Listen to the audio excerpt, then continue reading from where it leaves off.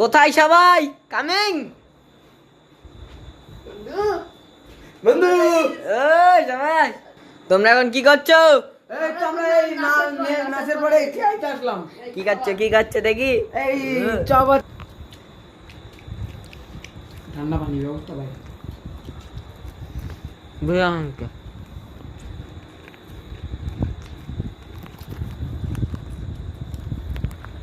তুমি তো খাচ্ছাও কম না ক্যামেরাম্যান। এই দেখো বিখ্যাত চপ, পাইকার আসছে বিখ্যাত চপ। আরে এই যে খেয়াল হ্যালো গাইজ, আমরা ওই যে দুই লাথার বসে শুয়ে আছি, একজন এই যে শীত হয়ে আছে, একজন এই জায়গায়। গাইস বন্ধু বাই বাই কোনটা নেয়? কিরে দাঁড়াই হ্যালো গাইজ, আমরা এখন সবাই শুয়ে আছি। সবাই এখন